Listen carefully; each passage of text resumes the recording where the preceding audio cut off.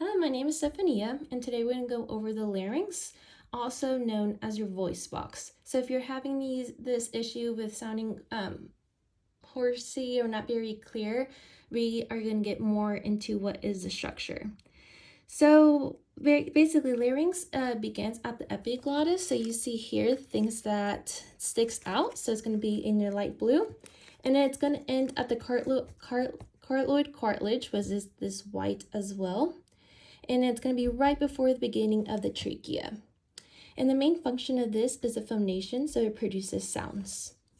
And there are three large cartilages that make up the larynx. It is the thyroid cartilage. Thyroid cartilage is what you see prominently, and it's going to be the pink. And just so you are familiar to what position, so if you touch in the front of your neck and you see that bump, you might have heard it as Adam's apple. And that is the interior front of the body, and right below is a cartilage, so it's going to be what is in white here so you can see the colors. And so again, the thyroid cartilage is what's superior, so on top of the cartilage. The white of the cartilage is the only thing that's really a complete ring, so it's going to surround and protect the vocal cords and the entrance of the trachea.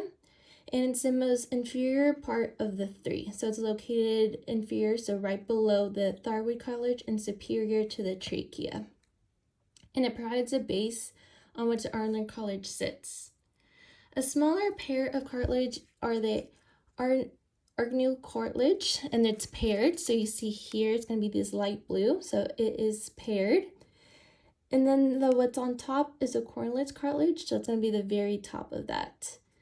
The cartilage are important because they're attachment of your vocal folds and ligaments, which we are going to get into in a bit. The epiglottis moves during the swallowing. So when you swallow, it's going to close in order to prevent food from entering during swallowing. And there is an articulation with the thyroid cartilage and the ulnar cartilage here, which is basically represented by this paper clip to what's together. So there's also going to be this movement. And to produce voice sounds, the ulnar slides close together. So as I mentioned, it comes in pairs, so it's going to slide close together and causes the vocal folds to meet at the midline. So here, there's going to be some close. I'm going to close it really quickly. And right here at the midline, so at the medial, and here we are seeing the body from the lateral view. And here when I look down, you're going to look down, so it's going to be as your posterior. And there's going to be some vibration. So the abductor muscles, so that is what going to brings the vocal folds together. And the vibration is not necessarily caused by the muscles, but it's going to be caused by the aerodynamics and the elasticity of the vocal folds. So you need abductors to pull vocal folds together at the midline. And this closes the glottis, so it's going to be the space between the vocal folds, creating a seal that blocks the airflow from the lungs. So when you think, and there is a cycle to this, so at the beginning, so there's going to be no airflow, so nothing's going through the glottis, right? So as it slowly opens up over time, there's a transilial airflow. So as that happens, it's opening up, and at one point, it is wide open.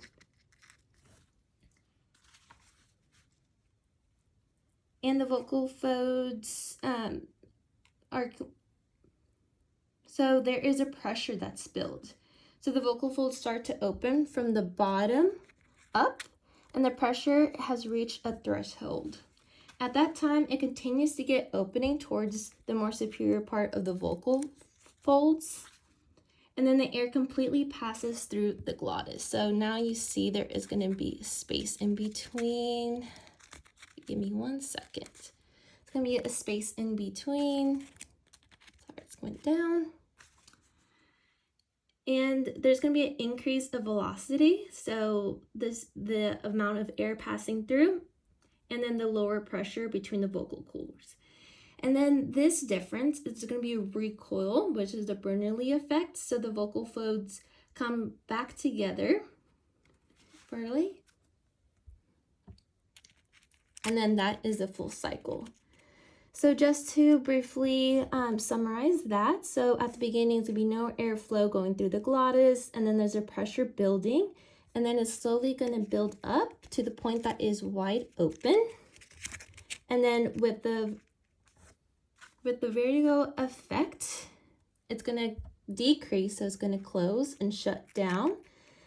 And so it's going to stay shut for a while until the subglottal pressure builds up again, and then it's going to open again. So this difference in these recoil really allows us for this type of movement. And then this ultimately makes the vibration of the vocal folds during voicing. So as I mentioned before, you may have had issues with you think that you have kind of a hoarse voice. And hoarse voice is when there's no closure at midpoint. So when there's no closure, their buildup can't really happen and the pressure can't really ultimately go up. So there's no closure at midline. So that unique pressure cannot happen. And so the reason that you could ultimately help yourself is with vocal hygiene. So in Cereally vocal hygiene, you can stay hydrated, try to drink lots of water, avoid your caffeine limitation, and also limit any medications that dry out the vocal folds. So when you feel thirst, definitely make sure you drink water, and also just a healthy lifestyle and diet.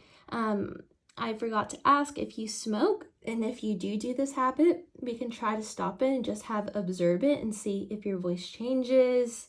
And also get rest and exercise, and ultimately to use your voice wisely.